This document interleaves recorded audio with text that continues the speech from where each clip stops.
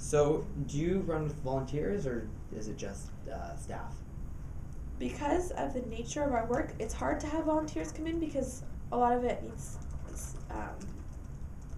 a special knowledge of things or a special degree. For example, for counseling and therapy and stuff like that, those people all need degrees. I was just speaking with 2 students that we have here. We have 2 high school students, one who has a job here, she's going to be doing administrative work, and one who's doing a co-op here and wants later to get into addiction stuff. So we do accept co-op students, which is a volunteer basis.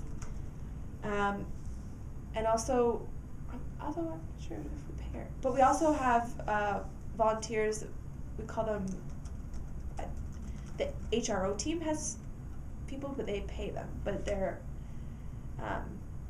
called them peer workers, so it's formally street involved usually, and they help them hand out supplies in the community and help them with groups and stuff like that, putting together crack kits. I can show you guys a crack kit or some needles if you want. We have students from like Humber and U of T, New York, all sorts of schools like that come and do their placements here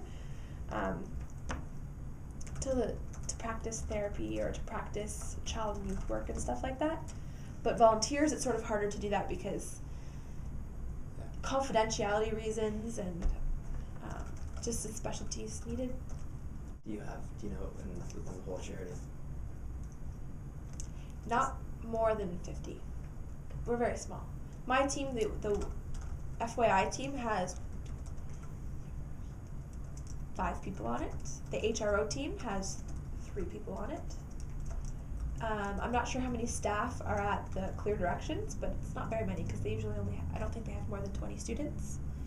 And at Satellite, they probably have, of all the teams, they have the most staff, maybe 20 people there.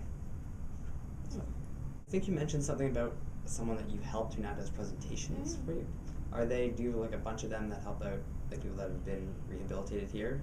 Yeah, sometimes it's hard because people either aren't ready or they may not want to.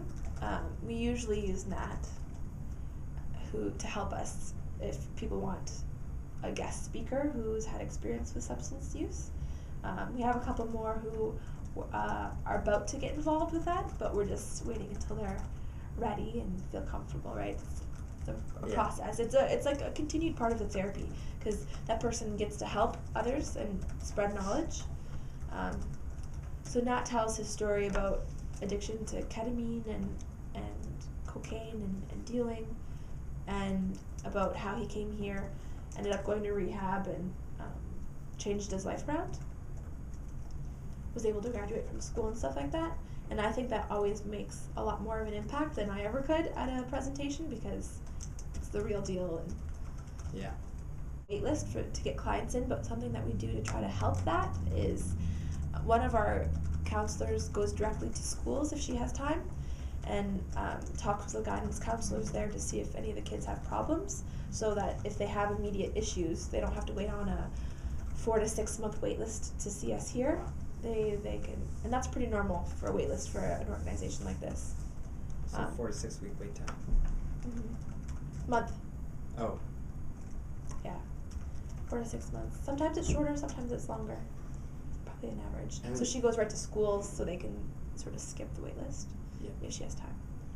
And the people that come in, they come in like once a week once they're off the wait list and in with your... Yeah, so a person would come in for an assessment right away. So if they want to come here, we see them within a week or 2 to give them an assessment.